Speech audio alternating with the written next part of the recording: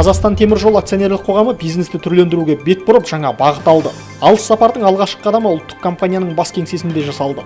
Бастысы мұраттас мамандардың мығым командасы жасақталып, ортақ мақсат қойылған. Енді шығармашыл ұжым жұмыстың жаңа форматына бейімделу керек. Озық тәжірибелермен бөлісетін топты жасақтап, тың форматқа көшуге бейіл орта қалыптастырылады. Бастысы шешім қабылдайтын орта мен мәдениет жаңа сатыға көтеріледі деп күтілуде. Өзгеріске барлық компания, жекелеген жұмысшылар даяр болуы шарт. Басқарушы директор Адамас Илькаевичус осылайша Қазақстан темір жолы қажетті жағдайда тыңнан түлеп, жаһандық қатерлер мен тенденцияларға тез төселе аларына сенімді. Осылайша Қазақстан темір жолы түрлену бағытына батыл қадам басты. Самұрық қазына қоры бизнесті түрлендіру бағдарламасы аясында белсенді инвесторға айналып, экономикалық дамудың жаңа үлгісіне көшпек. Түптеп келгенде түрлену бағдарламасы қор құрамындағы компаниялардың жұмысын қайта қарап, қаржылық және жұмыс тиімділігін арттыруды көздейді. Түрленудің алғашқы легін Қазақстан темір жолы, Қазмұнайгаз бен Қазпошта компаниялары бастады. Қазақстанда уран өндірісі қарқын алып, жоспарлы межеден озып келеді. Биылғы жылдың алғашқы 3 айында 3.338.000 тонна уран өндірілген. Бұл болжамдық көрсеткіштен 2%-ға жоғары. Ұлттық компанияның ресми сайтында Қазатомпромның еншілес және тәуелді кәсіпорындағы уран өндірісі 2.098.000 тоннаға жеткені хабарланды. Бірінші тоқсанда берил өндірісі 411.8 тонна, ал қантал өндіру қарқыны 23.1 тоннаға жетті. Үлбі металлургиялық зауытының өндірістік көрсеткіштері жоспарлы қарқында ілгерілеп келеді. Бұдан бөлек Астана Салар компаниясы 3 айда 9011 дана күн панелін құрастырған. Әрі кәсіпорын халықаралық электротехникалық комиссияның сертификатын алды. Енді ол шығаратын өнімнің сапасы мен қауіпсіздігін қамтамасыз ету шараларын түгел өткен ТМД аумағындағы фотоэлектрлік модульдер шығаратын жалғыз кәсіпорын. Елбасына күн туғанда етегімен су ішіп, омырау ноққа тосқан аға буын ардагерлердің отанға деген сүйіспеншілігі, туған жерге деген құрметтің өшпес өнегесі, батырлықтың берік үлгісі әрі ерліктің мәңгі мызғымас нышанындай. Екінші дүниежүзілік соғыста мұз жастанып, қар жамыла жүріп, шын мәнінде жеңіс күнін жанын от пен оқтың ортасына сала жүріп жақындатқан талай боздақ қан майдадан қайтпады. Алайда бүгінгі берекелі бейбіт күнде олардың есімі ұмытылмақ емес. Ер есімі мәңгілік ел есінде. Вопрос туризма, он, конечно, в условиях нашей страны. Біздің еліміздің географиялық орналасуына байланысты туризм тұсалып тұрмаса да белгілі бір қиындықтарды бастан өткеріп жатқан рас. Әйтсе де бізден алыс, тіпті шалғай жатқан Моңғолияның өзі жыл сайын әлдеқайда көп турист тарталып отыр. Қателеспесем, жылына 300 мыңға жуық жиһан кез келіп кетеді ол елге. Өзінде ешбір қажетті инфрақұрылым болмаса да, олар осындай нәтижелерге қол жеткізіп отыр. Тіпті жолдары да жоқ. Оған қарағанда біз жолдардың қажеттілігін жете түсінеміз. Белгілі бір деңгейде инфрақұрылым бар. Сол себепті біз сенімді туристік мемлекеттердің бірі болуға ынталымыз. Ол үшін қолдан келгенді жасап жатырмыз. Үкімет деңгейінде туризм саласын дамытудың бағдарламасын қабылдап, ірі нақты қадамдар жасалып жатыр. Туризм мәселесіне келгенде мен бәрін тек географиялық орналасу ерекшеліктеріне тіреп тастап, жалтарып кеткендей болмайын.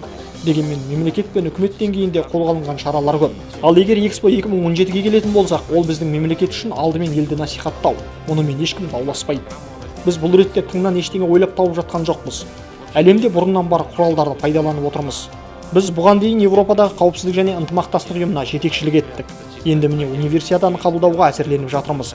Сондай-ақ Экспо көрмесін өткізуге қызу әзірлік жүріп жатыр. Онымен шектелмей, Алматыда 2022 жылы қысқы олимпиада өткізуге тапсырыс бердік. Біз мемлекеттің брендін насихаттау бағытында бұрыннан бар құралдарды пайдаланып отырмыз.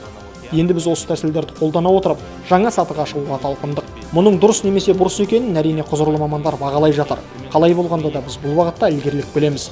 Экспо мемлекетті танытып, насихаттаудан бөлек ұлттық идея тұғырына баланып отыр. Әрбір мұндай жоба экономиканың дамуына жаңаша серпін береді. Тіптен жаңа салалар қалыптасып. Мәселен сол Экспо ертең туристік саланың қалыптасуына сеп болады деп ойлаймын. Осы орайда ерекше тоқталғым келетін бір мәселе мемлекетті насихаттау кейбір жағдайда елдегі саяси оқиғаларға да байланысты. Яғни геосаясаттағы жағдайларға да тәуелді. Алысқа бармай-ақ қазір Украинада болып жатқан жағдайды айталық. Мұндай оқиғалар Ресеймен қатар посткеңестік кеңістіктегі өзге елдерге де салдарын тигізеді. Өйткені біз бір аумақта тұрып жатырмыз. Әрине, Ресей мен Украинаға имидж тұрғыдан көп залал тигізетіні анық. Кез келген дағдарыстан өтуге болады. Дағдарыстың өзі өтпелі. Ол өткен соң технологтар мемлекеттің беделін қалыптастыруға жұмыс істейтін шығар. Бұл мәселе аса маңызды әрі көбіне геосаяси жағдайлармен тығыз байланысты. Қазақ елі атауына келсек, бізге қазақтарға бұл атаудың мағынасы терең. Айтылуының өзі жанымызға жақын. Қазақ елі атауын жүрекке жылы қабылдаймыз. Мен бұл жерде субъективті тек өзімнің жеке пікірімді айтып отырмын. Өйткені мен бұл арада биліктің позициясын айтуға тиіс идеолог рөліне талпынып отырғаным жоқ. Бұл біздің жүрекке жылы тиіп, көңіліміз қалаған атау. Ашқын айтқанда соны жанымыз қалайды. Алайда елдің атауын өзгерткенде біз не ұтамыз? Сіз жаңа ғана өзіңіз соған тоқталдыңыз ғой. Бұл бастама небәрі 2 ай бұрын көтерілді. Мемлекет басшысының айтқанына небәрі 2 ай өтті. Сондықтан меніңше осы іспен айналысатын адамдар қазір ойланып, мәселені терең зерделеу керек. Біз бұдан не ұтамыз? Артықшылықтары мен кемшіліктері қандай? Жеке менің субъективті пікірімді айталасам, атау жанымызға жақын. Әрине, бұл пікірім ұлтшылдардың көңіліне жақпасы анық. Дегенмен мемлекеттің форматы қалыптасты.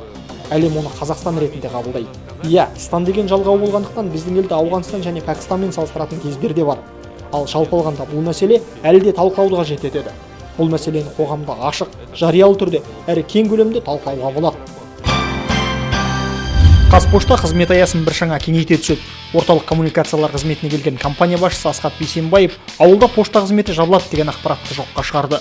Керісінше, бұған дейін хат қағаздасып келген ауылдағы пошта бөлімшелері енді электронды коммерцияның дамуына сүбелі үлес қоспақ. Сондай-ақ ауылдық жерлерде Қазпоштаның көмегімен дистанциялық сауда жасау қызметі қарқынды қолданыла бастады. Халық негізінен көліктерінің қосымша құралдарына, киім, тұрмыстық техникаларға жиі тапсырыс береді. Бұл қажеттіліктер оларға орташа есеппен 15%-ға арзанға түседі.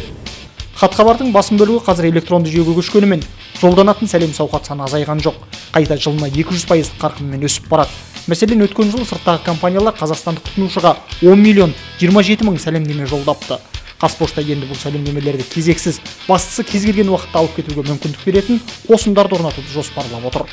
Во второй половине текущего года биылғы жылдың екінші жарты жылдығынан бастап Қазақстанда бұрын соңды болмаған жаңа жобаны қолға алғалы отырмыз. Пилоттық жоба постаматтар орнатуды бастаймыз. Постамат дегеніміз банкоматтарға ұқсас, тек ақшаның орнына сәлемдеме береді. Біз биыл сынама түрде 18 осындай автоматты Астана, Қарағанды, Алматы қалаларына орнатамыз.